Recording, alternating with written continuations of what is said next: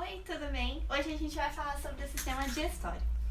O sistema digestório, ele tem a função de digerir todos os alimentos que a gente engole, absorver água e nutrientes e fazer a excreção. O sistema digestório, ele é composto dos órgãos de faringe, esôfago, estômago, intestino delgado, intestino grosso e anexos que ajudam na digestão, que são as glândulas salivares, o fígado, a vesícula biliar, o apêndice e o pâncreas. Pra gente começar a falar um pouco de digestão, quando a gente ingere um alimento, por exemplo, quando você come uma bolacha, a primeira ação é as dos dentes. Os dentes, eles fazem a digestão mecânica. O que é a digestão mecânica? Ela tem a função de triturar, mastigar, esse movimento da gente mastigar. Ele quebra o alimento em pequenos pedacinhos que vai auxiliar na digestão. Por isso é bem importante a gente mastigar várias vezes o alimento que está na nossa boca. A segunda digestão é a digestão química, que ela é feita a partir das glândulas salivares.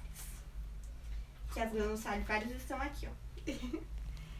As glândulas salivares, elas soltam a pitialina, que ela tem a função de quebrar os carboidratos, e os aminoácidos, que são os aminoácidos, eles começam a digerir isso. E ela também solta a mucina. A mucina, ela serve para umedecer os alimentos na boca. E a terceira parte importante da boca é a língua. A língua, ela mistura essa mucina com o alimento, formando bolo alimentar, e ela vai empurrar para dentro para descer pela faringe. Quando você empurra com a língua, tem dois canais possíveis, a faringe e a laringe. A faringe, que é bom lembrar de fome, a faringe ela tem a função do quê? Ela vai levar esse bolo alimentar até o esôfago, que é uma parte importante. Entre a faringe e a laringe, a gente tem uma pequena válvula que a gente chama de epiglote. O que faz a epiglote? Quando você está mastigando, quando você vai engolir, a epiglote se fecha para evitar que esse bolo alimentar passe para a laringe e vá para os pulmões. Então, após o bolo alimentar descer pela faringe, ele vai parar no esôfago, aqui.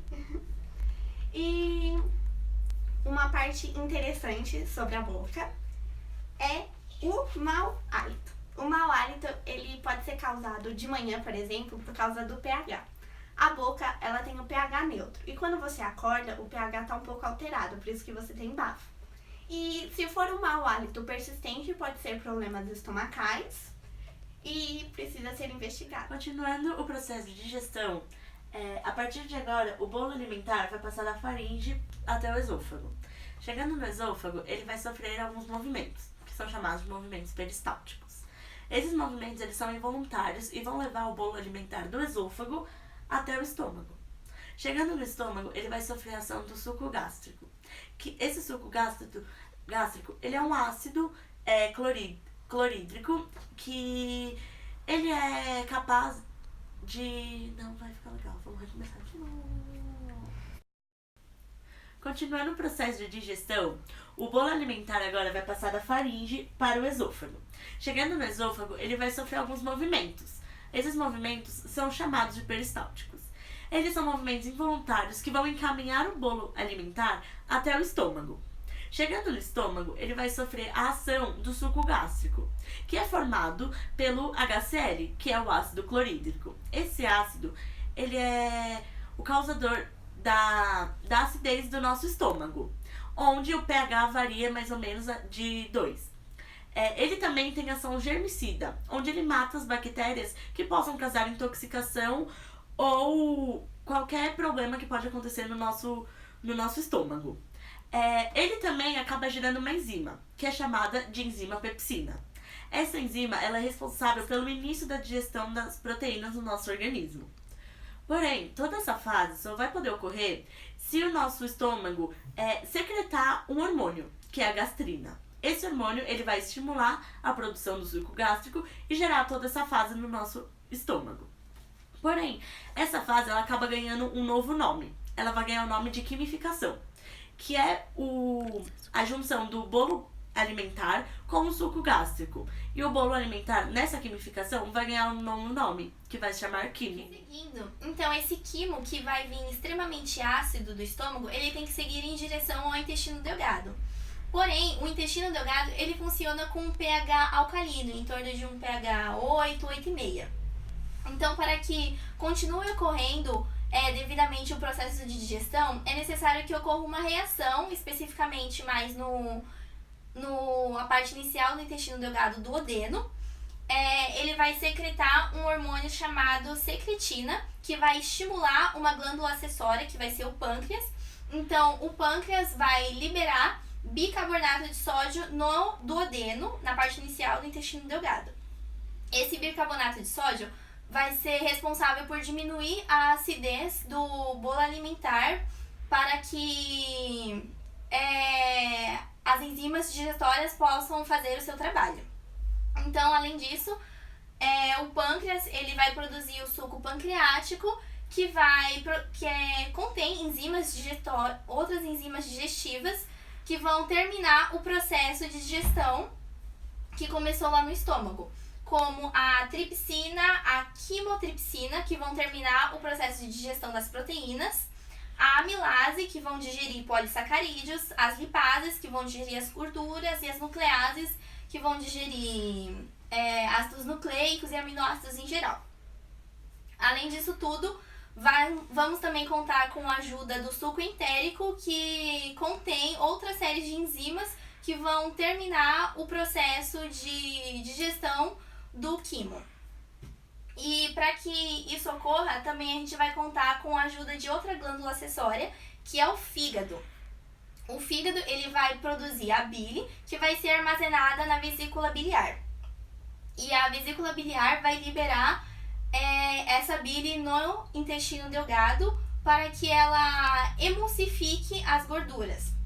Então, ela vai agir como um detergente, quebrando as gorduras em moléculas menores para que haja a facilitação da digestão das gorduras.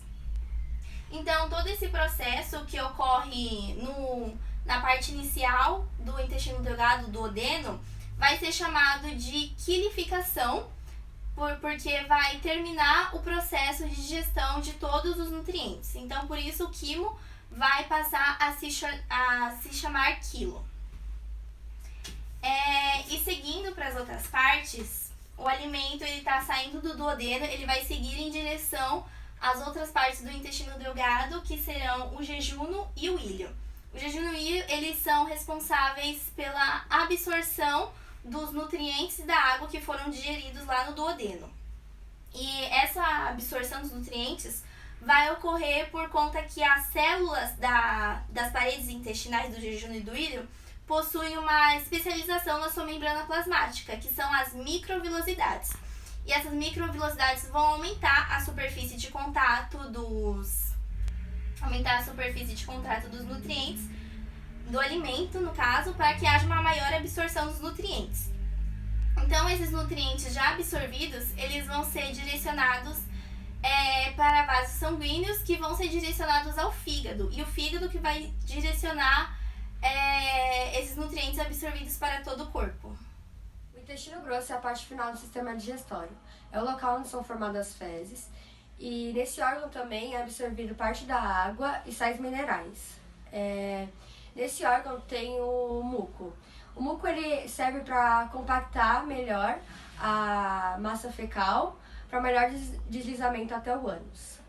O intestino grosso ele é mais curto que o delgado, compondo 1,5 metro de comprimento.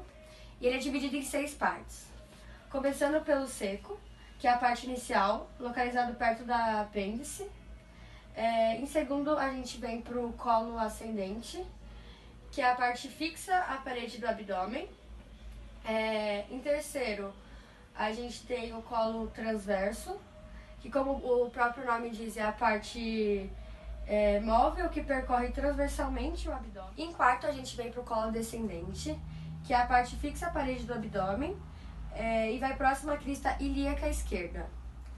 Em quinto, a gente vem para o colo sigmoide, que é a continuação do colo descendente, e o trajeto ele é sinuoso. E por último, a gente vem para o reto, que é a última parte do intestino grosso, e a qual termina no ânus. E assim termina o percurso digestório. Bom, eu vou falar sobre as doenças que afetam o sistema digestório. Doença do refluxo gastroesofágico. Nessa doença, o conteúdo estomacal, junto com o ácido e com o bile, retornam do estômago para o esôfago, causando a azia, que é o principal câncer gástrico. O câncer gástrico se caracteriza pelo crescimento desordenado das células na parede dos órgãos. Os sintomas são náuseas, vômitos, inchaço, dor forte tipo úlcera ou azia, entre outros. Úlcera gástrica é uma doença que afeta a mucosa do esôfago, intestino ou estômago e pode ser causada por estresse, anti-inflamatórios,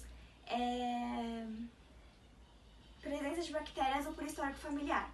Os sintomas são dor e queimação intensa. Apendicite. A apendicite é causada por conta de uma inflamação no apêndice, que é causada por restos fecais, que dão origem a um caso infeccioso e inflamatório.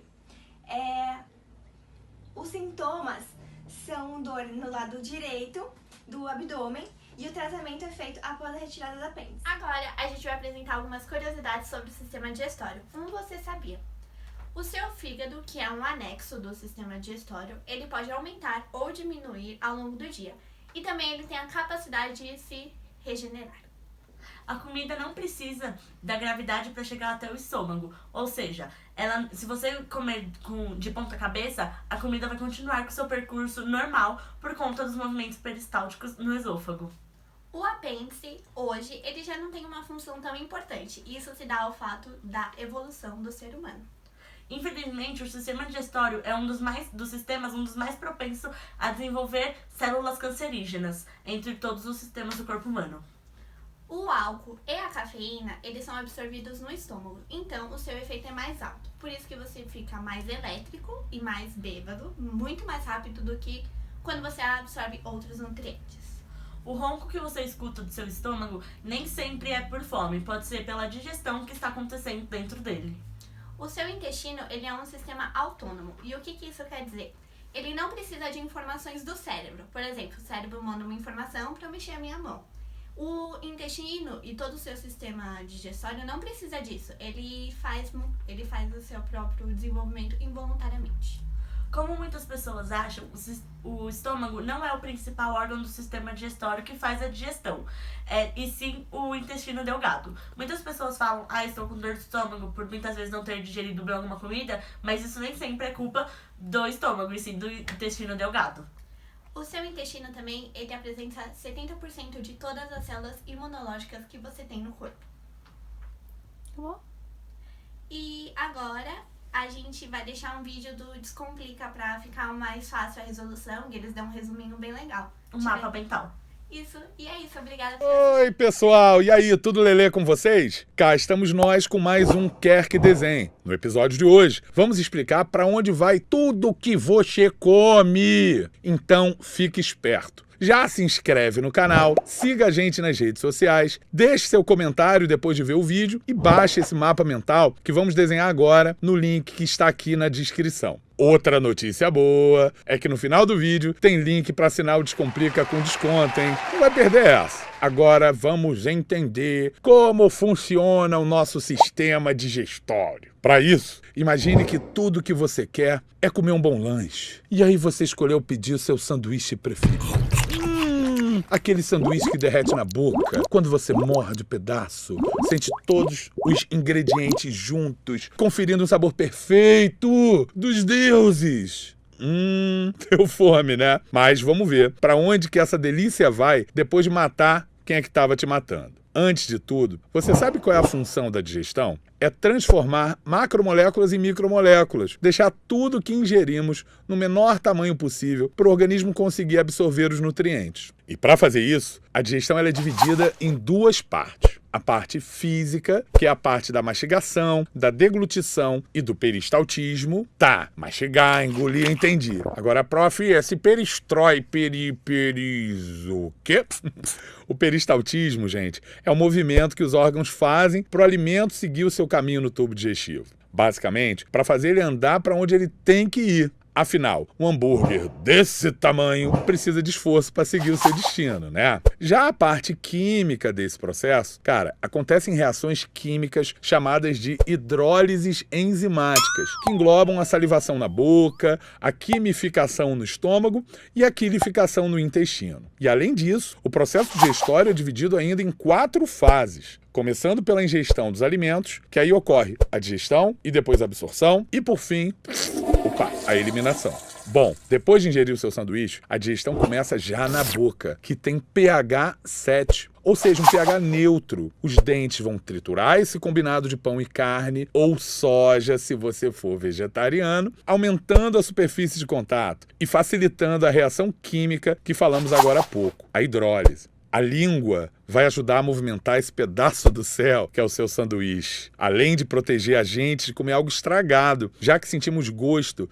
e aí imediatamente podemos detectar qualquer indício de anormalidade na maionese da tia, onde você comprou o seu sanduba, por exemplo. Na boca, contamos também com as glândulas salivares, para produzir a saliva, que é composta por enzimas, como a ptialina ou a amilase salivar, que inicia a digestão dos carboidratos. Guarda isso, porque isso é importante. Aí depois que a gente finalmente consegue engolir um naco, um pedaço desse sanduba, ele passa pela faringe.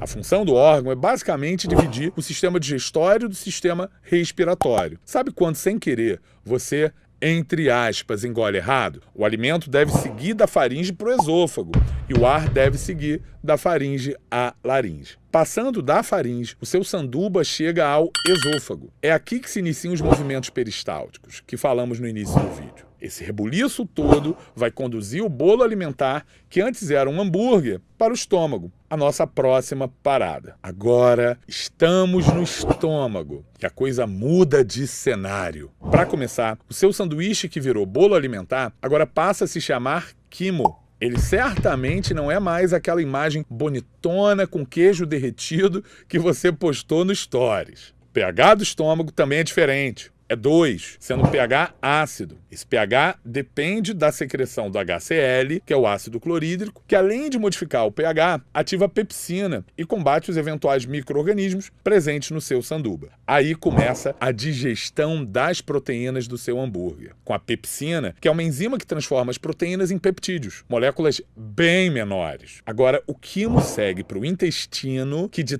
tão grande é dividido em 2 partes. O intestino delgado e o intestino grosso. A primeira partezinha do intestino delgado, os primeiros 20, 25 centímetros, a gente chama de duodeno, que é responsável pela produção do suco entérico, que contém as enzimas lipases, disacaridases e peptidases. No duodeno é onde termina a digestão do quimo também, só que com a ajuda de 2 glândulas acessórias, que são o pâncreas e o fígado. Vocês já ouviram falar no suco pancreático? Não é nenhum suco para acompanhar o seu sanduíche, claro. É um líquido que o pâncreas produz e que contém bicarbonato de sódio. E isso vai proteger o intestino, neutralizando o quimo, já que ele vem ácido do estômago. O pâncreas também vai produzir a tripsina e a quimiotripsina para acabar a digestão das proteínas e outras enzimas como a amilase, a lipase pancreáticas para digerir outros tipos de nutrientes também. Outra função para não deixar de esquecer é que o pâncreas produz insulina e glucagon com a finalidade de regular a glicose no sangue, ok? Já o fígado, diferente do pâncreas, não vai produzir enzimas, mas sim substâncias como a bile, que fica armazenada na vesícula biliar e que tem como função emulsificar as gorduras presentes na batatinha frita que você pediu de acompanhamento. E não se esqueça, bile não contém enzimas e faz somente a digestão mecânica de lipídios. E aqui, aquele sanduíche gostoso que você comeu muda de nome mais uma vez. De quimo passa a se chamar quilo, num processo que falamos lá no início do vídeo, chamado quilificação. A última parte do intestino delgado é a do jejuno e ilho. Você teve todo o trabalho de digerir para quê, né? A absorção. Nas microvelocidades do jejuno-ilho, ocorre uma intensa absorção de nutrientes. Agora, quando o quilo vai para o intestino grosso, a principal função é fazer a absorção da água e dos sais minerais. E o que não foi absorvido? Acho que você já sabe, nem é spoiler do que acontece. Se transforma em fezes. Elas, por fim, são armazenadas e eliminadas pelo reto. E assim, chegamos ao fim da jornada de um lanche pelo sistema digestório do nosso corpo.